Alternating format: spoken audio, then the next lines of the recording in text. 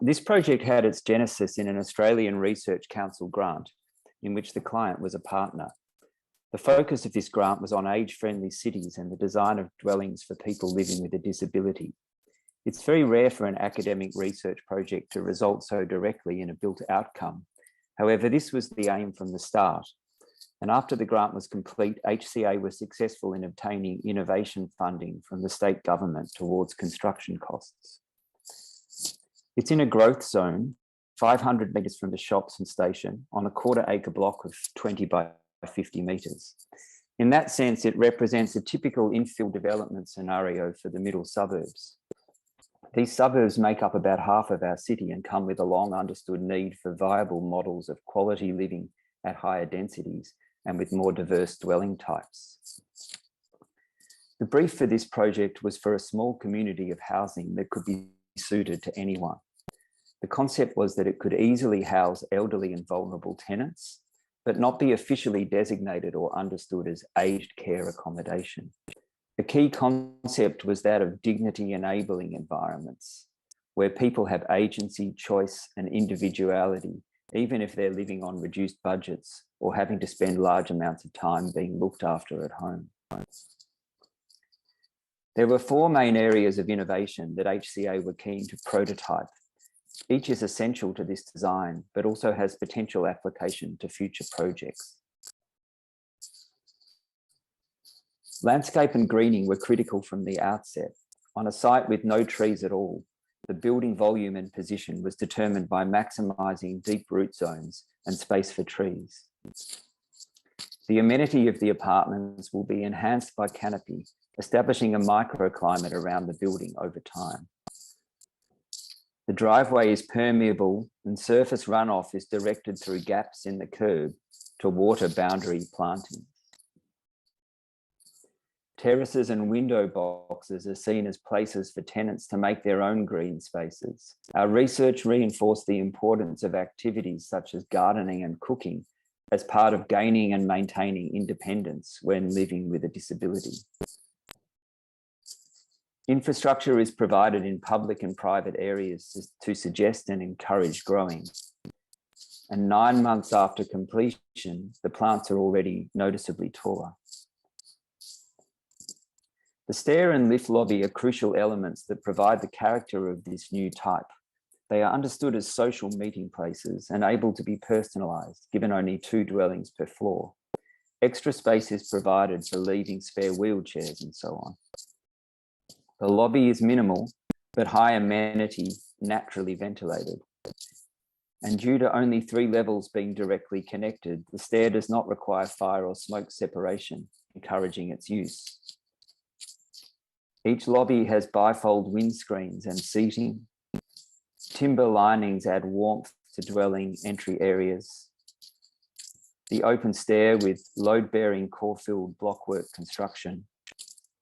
And the top floor double height lobby, giving access to the top apartment. The plan of each apartment is arranged to provide a large amount of well-lit and ventilated space, but no fixed number of bedrooms or assumptions about household structure. The apartments are conceived as warehouses or shell and core commercial type spaces with centralised wet areas and the ability to house a variety of different spatial configurations. The warehouse spaces have concrete floors which are good for wheeling things around and means no mouldy carpet to replace when tenants move out, encouraging people to personalise their space with rugs, plants and furniture. Acoustics are dealt with in the ceiling and terraces are set down to allow fully flush accessible thresholds. Kitchens are minimal but able to be expanded with loose furniture. And window openings allow for views and privacy when standing and when seated in a wheelchair. A critical finding of the research was the importance of bathrooms for people needing assistance with daily life. In some cases, people can spend up to 4 hours a day in there. Bathrooms are also workplaces for carers, and the people we interviewed frequently complained about them feeling institutional or hospital-like. So the bathrooms in this project are elevated in the hierarchy and considered as living spaces. They all have abundant natural light and ventilation, and extra space well above the standards. They comprise 2 joined spaces with separate doors, allowing visitors to use the bathroom without having to negotiate medical equipment. By setting showers back, it's possible to have a great view and maintain privacy. A ledge is provided outside the window for pot plants. In the attic, the view is through an openable skylight. For privacy reasons, we can't show you the occupied interiors, but we can describe the process of discussing with every tenant how the rooms of their house would be arranged. We met with each tenant on site when the building was at lockup and walked around the space, marking on the floor with tape where dividing walls and cupboards might go and adjusting as we went. The layouts are simple, but the interactive process provided some interesting non-standard results, such as this apartment for a single mother and 2 teenage children of 17 and 18. Elena wanted to give as much space as possible to each of the kids' rooms, minimizing her own space and inverting the conventional assumption of a master bedroom. Each tenant provided measurements of their existing furniture so we could show how it would fit, including essential items such as, in this case, the large fish tank. Or this apartment where an elderly ex-pilot with MS lives with his long-term female carer who is not his partner. In 2 king-size single beds with direct access to the bathroom. A second room provides a study for the pilot's computer flight simulator, and the living space has a large drawing board for painting and drawing, overlooking the street.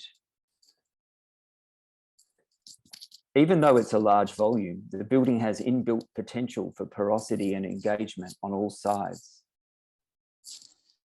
The lobbies all open up to the east and provide distant views and aspect. The roof is a special attic level with large living terrace and openable skylights. The driveway side is animated by terraces that are visible from the street and allow engagement with passers-by. The entry side provides simple amenity for daily coming and going. The rear is simple and robust, providing multi-purpose covered outdoor space and large trees in the future. And the street presence provides a lively frontage with a mixture of public and private amenity and an invitation to linger. Thanks very much.